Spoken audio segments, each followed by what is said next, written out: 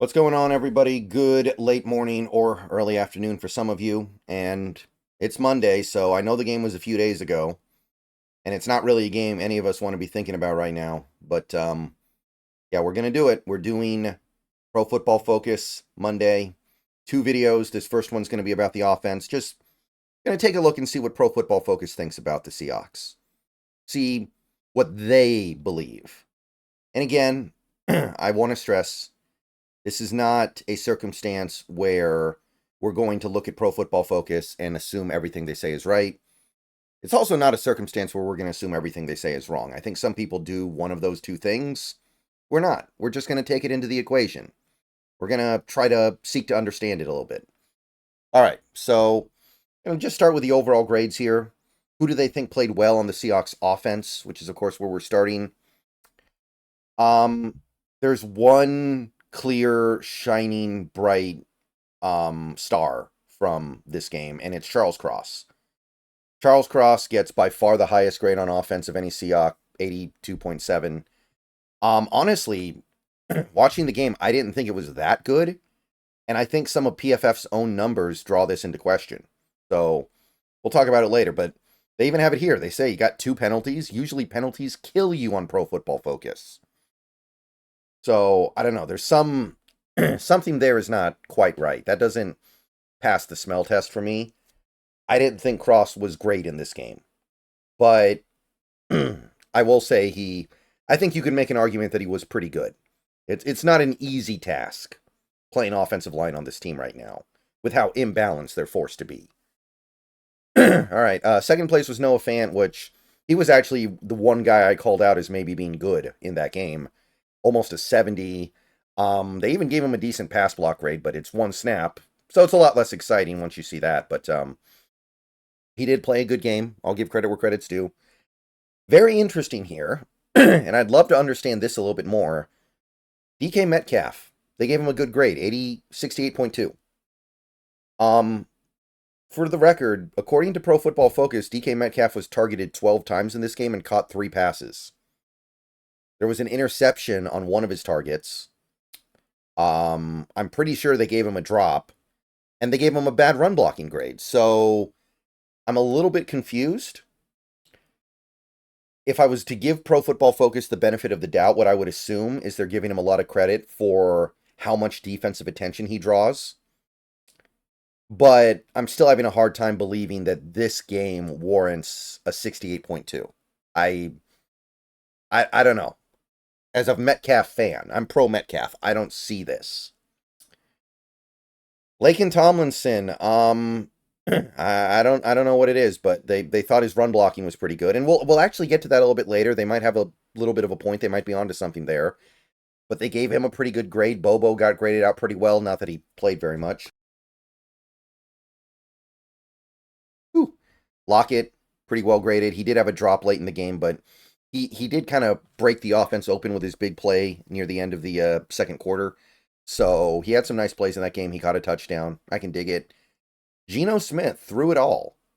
Even though Geno Smith plays probably his worst game since becoming the Seahawks starter, they still grade him above average. They still gave him a 66.3. And by the way, I can't remember what his exact EPA per play score was in this game, but I do know that his EPA per play score from this Niners game would be ranked about 16th in the entire NFL for this season. So even Geno Smith at his worst, because this was certainly Geno Smith at his worst, is still about an average quarterback in this league. So there's a lot of stuff out there that should tell you as a Seahawks fan that he may have not played good on Thursday, but there's a lot going on here beyond the quarterback. There's a lot going on here that is not within his control, and he's still doing stuff to give the team a chance to win, which you cannot say for most other players here. So what I'm trying to say is, no, we should not put Sam Howell out there, and if you believe that, you're going to say that for about a quarter and a half of seeing Sam Howell, and then you're going to say, put Jaren Hall out there. And then you're going to watch that for maybe 20 minutes, and then you're going to say put Gino back in. So, it's something to think about. Just, I don't know. Let that rattle around in your head for a second. Even at his worst, he's still one of the better players on this team. Connor Williams starting to turn it on here. A couple of penalties in this game, which, I mean, penalties suck. Can't have them. But as a blocker, as a snap-to-snap blocker, he's actually starting to turn it around here. And I think there's some positive developments here. So, silver lining for the offense. I think Connor Williams is turning a corner here. Hopefully he can keep it up. Ken Walker graded out very average, which I think is fair. He did pick up a very, very damaging, hurtful penalty. And I don't think it necessarily was his fault, but he did not run that well. And you should be able to run the ball pretty well against that Niners front with the way they are right now. And then you get down to the guys who were average or worse. You're kind of down in the mud here. Farrell Brown, Charbonnet, AJ Barner. Anthony Bradford somehow manages to just barely keep above, I would say, the bad category because his run blocking was passable. Although, again, I have to ask, why were we so inept running the ball if Tomlinson had a good run blocking grade, Connor Williams had a good run blocking grade, and Anthony Bradford had an average run blocking grade? If those three things happen, how are we not running the ball effectively in the interior of that Niners defense? So, I got to be honest, I don't know if I buy it. I'm not sure I'm buying what PFF is selling there. JSN, bad grade, mostly because he's a bad run blocker, probably because of the fumble as well. Chenault only played 7 snaps. Forsyth, I mean, he was being sacrificed to the gods in this game, guys. It's just, it's what happens. Christian Haynes, worst grade on offense by far. Interesting. Only 8 snaps, I'm not saying it means anything, but I think it's time to make a decision on Bradford versus Haynes, and I think you, as ugly as it can be, just let Bradford play the whole game and live with it. I don't think this rotation's helping anybody. Like, Bradford's at 55.2, Haynes is 43.3. Are they being helped by that rotation at all? Like, how bad do you think they're going to be if you're not rotating them, All right, so anyway, the passing chart for Geno Smith, you guys know I like to check this every week if possible. Again, it's all about the middle of the field. We have, what is this, 9? So this is 25 passing attempts from Geno Smith come between the numbers. Most of them, by the way, in the short middle, which that makes sense when you don't have a good offensive line.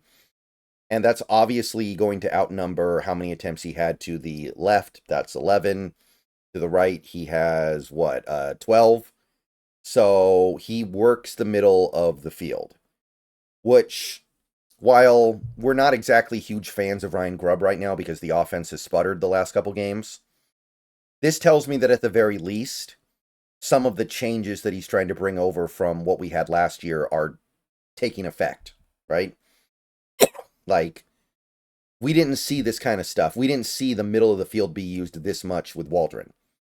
It was used a little bit more than it was before with Schottenheimer, but the middle of the field being hit this hard tells me that on some level, things are working fairly well. So I like that.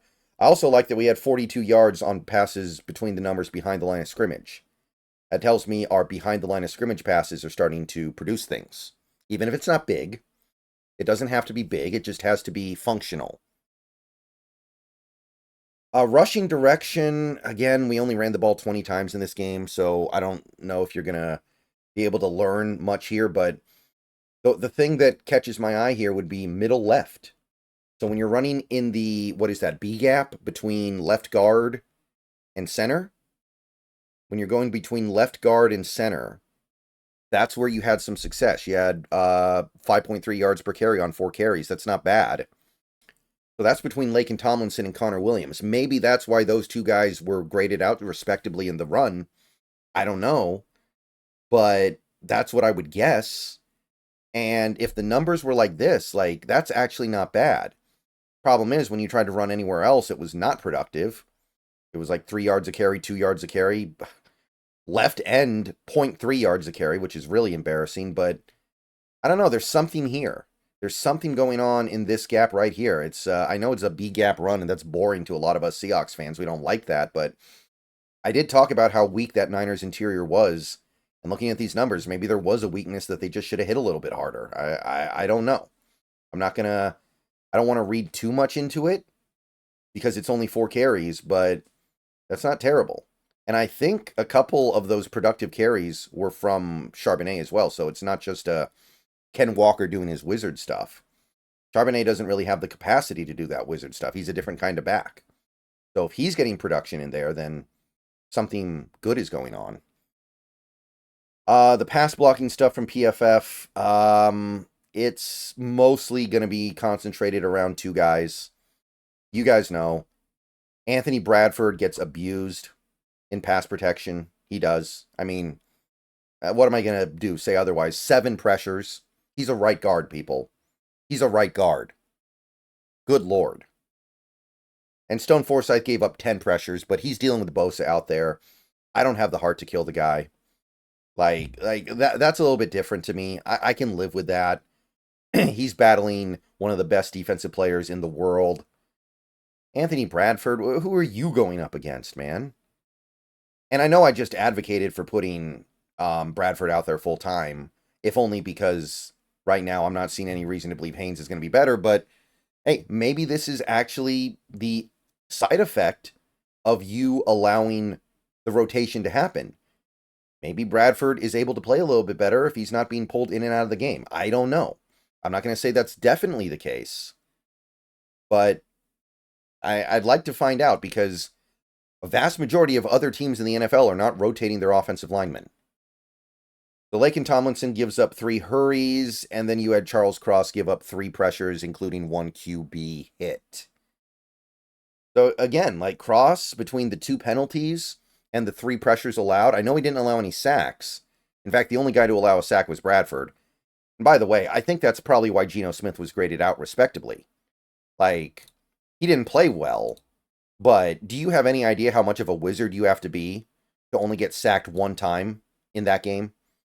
And by the way, the 1 sack was in complete garbage time, not even pseudo garbage time. It was full diaper garbage time. So you have to be a wizard to pull that off. That's probably where Geno's pretty good grade comes from, but I'm still surprised that Cross is graded as well as he is given this. Also noting that our highest graded pass protector was actually Charbonnet, and it's on 7 snaps. It's not like it's 2. So he's continuing to prove why he is the best 3rd down back on this team and could be one of the best 3rd down backs in the league.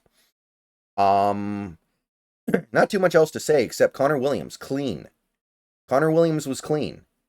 And he's slowly coming around here, man. Taking a while, which is understandable, but it's coming. And the last thing I want to draw attention to here that's kind of interesting, I think, would be a majority of our running plays, according to PFF, were gap, not zone, which is atypical. But in a game where the running game didn't really work, I'm going to hit him with a hot take. I actually kind of like this because it indicates to me that the team was trying to cultivate their game plan for the Niners because they saw their really weak interior and they decided to do more gap runs to try to take advantage of that by pounding it up the middle. Now, obviously, it didn't work great, but I think this signifies there was some kind of an attempt to cultivate a game plan because I think if you looked at the majority of the season, we run zone blocking more than gap blocking. So that's really all there is on the offensive side. Some of it's interesting. Some of it I'm down with. Some of it I'm not. But always stuff you can learn, even if what you learn is that PFF is bad at their job. And sometimes they are. All right. I will see you guys later.